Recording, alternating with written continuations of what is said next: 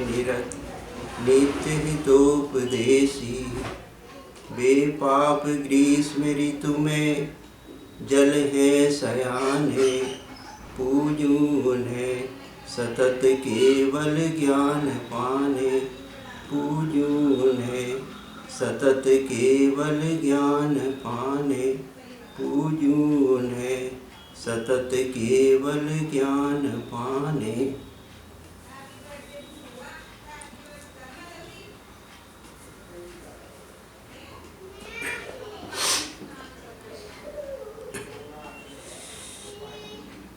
सम्यक चारित्र मोक्ष मार्ग का तृतीय रत्न है।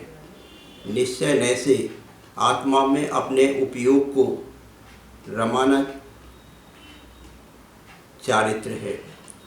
इसकी पात्रता उनको आती है जिनके व्यवहार चारित्र होता है। आचार्य श्री विद्यासागर महाराज ने लिखा है, जिसे सम्यक दर्शन सम्यक ज्ञान प्राप्त हो जाता है, उसे संयम धारण करने की इच्छा तीव्र से तीव्रतम हो जाती है। संयम दो प्रकार का होता है, 11 प्रतिमा रूप देश संयम और 28 मूल गुण रूप सकल संयम। देश संयम परंपरा से मोक्ष का कारण है और सकल संयम साक्षात मोक्ष का कारण है। जैसे सड़क पर चलने वाले हर व्यक्ति को सड़क के नियमों का पालन करना अनिवार्य है, उसी प्रकार मोक्ष मार्ग पर चलने वाले साधक को नियम संयम का पालन करना अनिवार्य है। तीर्थंकर भगवान भी घर में रहकर मुक्ति नहीं पा सकते, वे भी संयम धारण करने के पश्चात कर्मों की निर्जरा करके सिद्धत्व को प्राप्त करते हैं। अनादिकाल से संसार में भटकते भटकते आज यह दुर्लभ मनुष्य जन्म और जैन शासन मिला है, तो अब अपना कर्तव्य है कि संयम को धारण कर अपना कल्याण कर ले। जैसे प्रमाद से चिंतामणि रत्न समुद्र में गिर जाए तो उसका दोबारा प्राप्त होना दुर्लभ है, उसी प्रकार मनुष्य पर्याय और मोक्ष मार्ग को बताने वाला जिन धर्म मिलना दुर्लभ है। इसलिए मोक्ष मार्ग को अच्छे प्रकार से समझकर प्रमाद रहित प्रवृत्ति करना चाहिए। संयम ही सद्गति प्राप्त करने का प्रमुख साधन है। संयम की महिमा अचिंत्य है। जो निर्विकल्प दशा को प्राप्त करने के इच्छुक हैं, उन्हें संयम को अंगीकार करना आवश्यक है। संयम निराकुलता का साधन है। जिस क्षण संयम आता है, उसी क्षण मानसिक शांति भी आ जाती है। जिस प्रकार प्राचीन सम्राट अपने राज्य की सुरक्षा के लिए किला बनाते थे ताकि परचक्र का आक्रमण उन पर प्रभावी ना हो, उसी प्रकार हमें भी आत्मा रूपी सम्राट की सुरक्षा करने के लिए संयम रूपी किले की आवश्यकता है, ताकि विषय रूपी परचक्र का आक्रमण आत्मा पर प्रभावी ना हो सके। संयम आत्मा का सुरक्षा कवच है। यह दुर्प्रवृत्तियों से बचाने के लिए मनुष्य के भीतर होना जरूरी है। आत्मनियंत्रण होना जरूरी है। इसी आत्मनियंत्रण का नाम संयम है। संयम की साधना जीवन की महान साधना है, जो एक सामान्य व्यक्ति को भी महान बना देती है। विपरीत परिस्थितियों को सहन करना, प्रतिकूल स्थिति में भी अपनी क्षमता को खंडित न होने देना संयम का कार्य है। यह संयम का ही प्रभाव है कि मुनिराज कैसी भी परिचय व उपसर्ग आने पर अपने समता भाव से च्युत नहीं होते। देखो, सुकुमार स्वामी का शरीर कितना सुकुमार था। उन्हें आसन पर पड़े राई के दाने भी चुभते थे, किंतु जब उन्हें भेद शरीर और आत्मा का भेद ज्ञान हो गया, उन्होंने संयम धारण कर मुनि दीक्षा ले ली, तो श्यालिनी अपने बच्चे सहित उनके पैर को 3 दिन तक खाती रही, लेकिन वे अपने समता भाव से च्युत नहीं हुए और अच्युत स्वर्ग में महर्धिक देव हुए। जिसे स्वापर का भेद ज्ञान हो जाता है, वह आरंभ परिग्रह को त्याग कर संयम को धारण कर लेता है। जीव अकेला है, जीव का कोई नहीं है।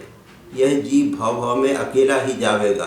अतः संयम के मार्ग पर जितनी जल्दी बढ़ सकते हो बढ़ो, प्रमाद मत करो। देखो, सम्यक दृष्टिग्रस्त जल में कमल की भांति रहकर घर में आंशिक साधना करते हैं, परंतु अंततोगत्वा उन्हें ग्रहवास छोड़ने पर ही मुक्ति मिलती है। मोक्ष का मार्ग संसार के मार्ग से विपरीत है। किसी ने लिखा है, एक पंथ दुई चले न पंथा, एक सुई दो सिगे न कंथा, एक साथ नहीं होत सयाने, विषय भोग और मोक्ष ही जाने। अर्थात एक राहगीर एक बार में एक ही रास्ता चल सकेगा, एक सुई एक समय में एक ही कपड़ा सिल सकती है। इसी तरह हे बुद्धिमान मानव, यह कभी नहीं हो सकता कि हम विषय भोगों में भी फंसे रहें और मोक्ष भी चले जाएं। दो में से कोई एक ही हो सकेगा, क्योंकि विषय भोग संसार का मार्ग है, उससे मोक्ष कैसे मिलेगा? वह तो मिलेगा मोक्ष मार्ग पर चलने से, सम्यक दर्शन, सम्यक ज्ञान और सम्यक चारित्र धारण करने से। आचार्य कहते हैं, अपार दुखों से भरे हुए संसार को छोड़ने पर यति अनंत सुखों का सागर मोक्ष प्राप्त होता है, तो ऐसे संसार को शीघ्र छोड़ देना चाहिए। संयम के मायने है जीवन को अनुशासित करना। संयम के मायने है अपनी विल पावर, अपनी संकल्प शक्ति को बढ़ाना। संयम के माध्यम से ही हम अपने मन की कलुषताओं को, राग द्वेष आदि विकारों को धोकर आत्मा को पवित्र कर सकते हैं। जिस प्रकार अंजलि का पानी क्रमशः घटता है, उसी प्रकार प्रतिदिन आयु घटती है। जिस प्रकार करों खींचने से काट कटता है, उसी प्रकार काल शरीर को क्षण क्षण में छीण करता है। शरीर आदि की अनित्यता देखता हुआ भी अज्ञानी जीव मोक्ष मार्ग की खोज व शोध नहीं करता और लौकिक स्वार्थ के लिए अज्ञान से कर्मों का बोझा उठाता है। कर्माधीन शरीर आदि पर वस्तुओं से प्रीति करता है, मन वचन काय की क्रियाओं में अहम बुद्धि करता है और सांसारिक विषय भोगों से किंचित भी विरक्त नहीं होता और अपनी इस दुर्लभ पर्याय को व्यर्थ में ही समाप्त कर देता है। भर्तृहरि ने वैराग शतक में लिखा है, भोगो न भुक्ता, तपो न तपता, वयमेव तपता, कालो न यातो वयमेव याता, तृष्णा न जीर्णा वयमेव जीर्णा। हमने विषय भोगों को नहीं भोगा, विषय भोगों ने हमें ही भोग लिया। मैंने काल को नहीं काटा, बल्कि मैं खुद ही बीत गया।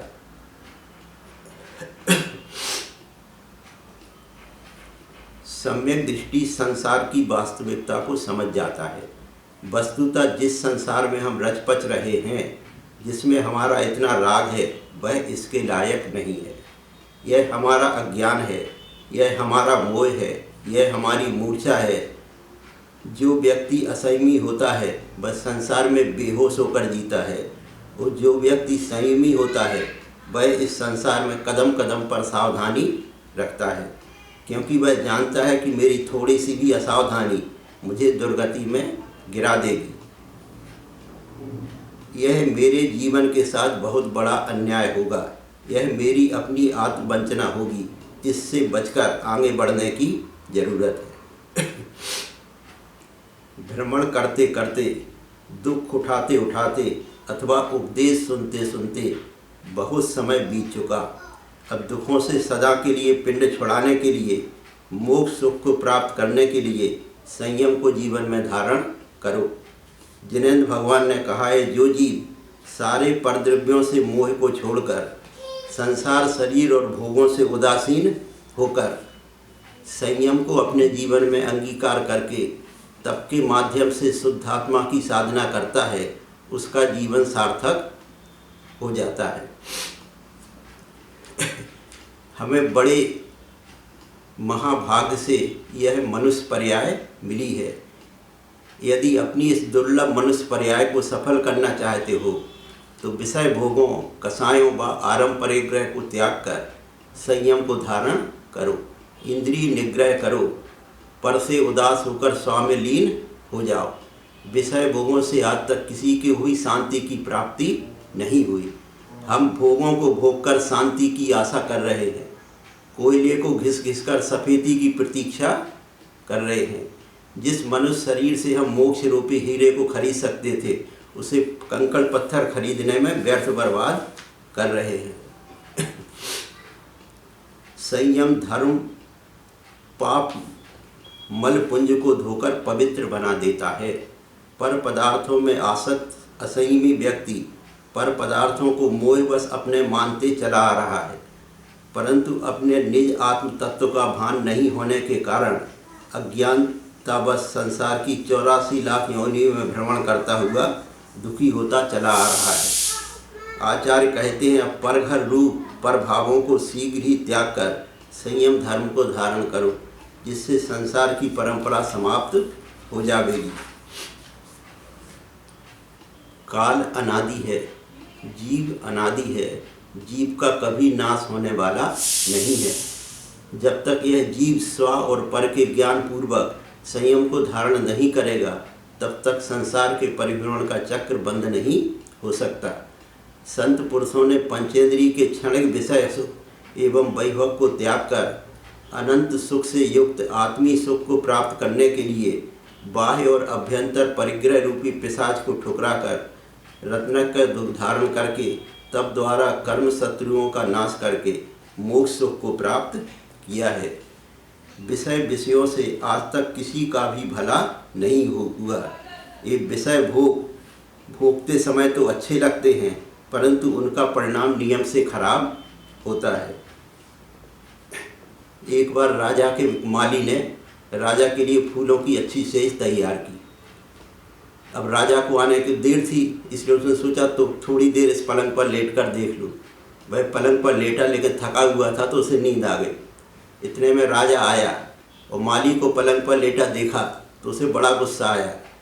उसने माली को जगाया, हंटर उठाया और 2-4 हंटर मारे। उसे लगा कि मेरे आने से पहले ये माली इस पर सोता है। जैसे ही 3-4 हंटर माली को लगाए तो माली हंसने लगा। राजा ने पूछा, तुम हंसता क्यों है?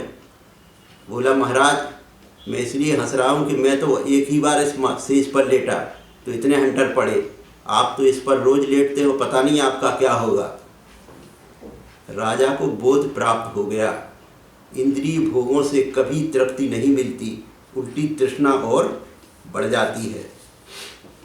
जिस प्रकार मूर्ति से रहित मंदिर, सिर से रहित धड़, नाक से रहित चेहरे का कोई महत्व नहीं, उसी प्रकार संयम से रहित जीवन का कोई भी महत्व नहीं है। पापों से मुक्ति का उपाय तो मात्र संयम ही है। राजा श्रेणिक भगवान महावीर के समशरण में पहुँचे। वहाँ उन्होंने दिव्य ध्वनि में सुना कि संसार में सभी जगह ठसाठस जीव विद्यमान है। जल थल नभ में जीव जंतु भरे पड़े हैं। अतः जीव अपने कृत्यों से जीवों का घात कर पापोपार्जन करता है। जैसे ही राजा श्रेणिक ने सुना तो वे चिंतन मग्न हो गए कि सभी जगह जीव हैं, हमारे कृत्यों से पापोपार्जन नियम से होता है, तो किस प्रकार पापों से मुक्त हुआ जाए, यह उपाय प्रभु से पूछना चाहिए। तब उन्होंने महावीर भगवान से प्रश्न पूछा कि हे भगवान, कथम चरे कथम चिट्ठे कथमासे कथम सये कथम भासेज भुजेज एवं पावम न बज्जई। हे प्रभु, 3 लोक में जीव भरे हैं, हम पाप से असंयम से मुक्त होने के लिए कैसे चलें, कैसे बैठें, कैसे बोलें, कैसे सोएं, कैसे खाएं, ताकि पाप कर्म का बंध ना हो। भगवान के उत्तर को आचार्य भट्टकेर स्वामी ने मूलाचार ग्रंथ में लिखा है, जदम चरे जदम चिट्ठे जदमासे जदम सहे जदम भुज्जे भाषेज्य एवं पावना बज्जई। भगवान महावीर स्वामी ने कहा, 3 लोक में जीव भरे हैं, उनकी सुरक्षा के भाव अगर तुम्हारे मन में है तो यत्नपूर्वक चलो, यत्नपूर्वक बैठो, यत्नपूर्वक उठो, यत्नपूर्वक सो, यत्नपूर्वक खाओ, यत्नपूर्वक बोलो, जिससे पाप कर्म का बंध नहीं होगा। हम लोग होश पूर्वक जीने लगे तो 50% पाप अपने आप समाप्त हो जाएंगे।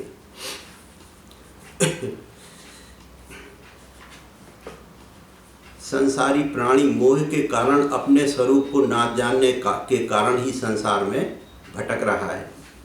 जैसे कोई प्राणी मदिरा पीकर अपना पद व अपना स्थान भूलकर सड़क पर लुढ़क कर उन्मत्त हुआ बकवास करता था। उसे अन्य समझदार पुरुष ने बुलाकर उठाया, कहा, हे विराता, तुम मदिरा के नशे में सुध-बुध से रहित होकर इस खराब स्थान पर पड़े हो।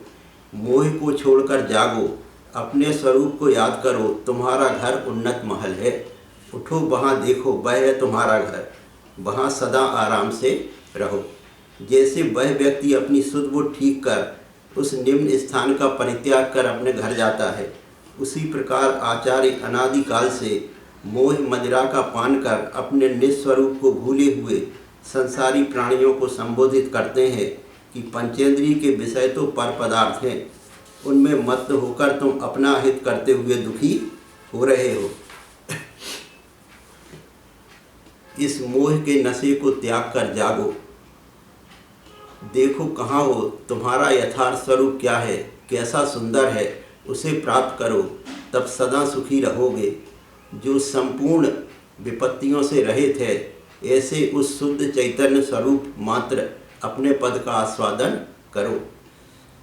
वह ऐसा श्रेष्ठतम पद है कि जिसके सामने सांसारिक संपूर्ण कर्मोपाधिजन्य पद स्वयं में अपद ही हैं, मेरे योग्य स्थान नहीं है, ऐसा स्वयं भाषित होने लगता है। अरे विषय भोग तो किंपाक फल के समान दूर से ही मात्र सुहावने लगते हैं, खाने पर तो प्राणों के घातक ही हैं। खारे जल के समान है, जिससे तृष्णा बढ़ती है, तृप्ति नहीं होती।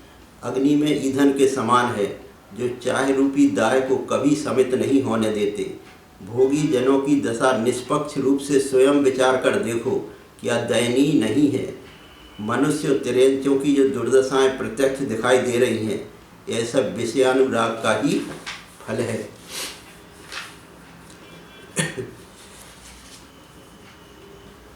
हम सब ने पूर्व में बड़ा भारी पुण्य किया था, जिससे यह मनुष्य पर्याय और जैन कुल प्राप्त हुआ है। जिस प्रकार वह लकड़हारा चंदन के वृक्षों की कीमत नहीं जानता था, उसी प्रकार हम भी इस मनुष्य भाव की कीमत नहीं जानते। जैसे वह चंदन के वृक्षों को कोयला बना बनाकर फूंक रहा था, वैसे ही हम भी इस नरदेह को विषय भोगों में फूंक रहे हैं। जैसे मंत्री ने उसे बाघ की कीमत बताई, उसी प्रकार कभी कभी गुरु आते हैं और कहते हैं कि भाई, आयु का कोई भरोसा नहीं, कब मृत्यु आ जाए, इसलिए जितना समय मिला है हमें आत्मकल्याण में लगाना चाहिए, जिससे कुछ ही समय में तुम आत्मरूपी वैभव के धनी बन जाओगे। इन विषय भोगों से आज तक किसी को शांति की प्राप्ति नहीं हुई। अपने आत्मस्वरूप की सच्ची पहचान करना ही शांति प्राप्ति का उपाय है। स्वापर का भेद ज्ञान हुए बिना, पापों को छोड़कर संयम धारण किए बिना शांति की प्राप्ति नहीं हो सकती। अपने स्वरूप को ना समझना और इंद्रिय विषयों में ही उपयोग को बनाए रहना, यह बहुत बड़ा अंधकार है। केले के खंभे में भले ही सार निकल आए, लेकिन इन विषय भोगों में कोई सार नहीं है। ये जगत के प्राणी कैसे आत्म तत्व में बढ़े, कैसे ज्ञान की आराधना में बढ़े, कैसे विकल्पों से बचें, इस ओर दृष्टि ना करके विषय कसाय में ही अपना अमूल्य जीवन बर्बाद कर रहे हैं। इंद्रियां अपने अपने विषयों की ओर आत्मा को आकृष्ट करके पथभ्रष्ट कर देती हैं। आत्मविमुख करके आत्मा को अन्य सांसारिक भोगों में तन्मय कर देती हैं। मोहित करके विवेक शून्य कर डालती है, जिससे कि सांसारिक आत्मा बाह्य दृष्टि बनाकर अपने फंसने के लिए स्वयं कर्मजाल बनाता है। इंद्रियों का यह कार्य आत्मा के लिए दुखदायक है। सारा संसार इंद्रियों का दास बना हुआ है। बड़े बड़े बलवान योद्धा और विद्वान भी इंद्रियों के गुलाम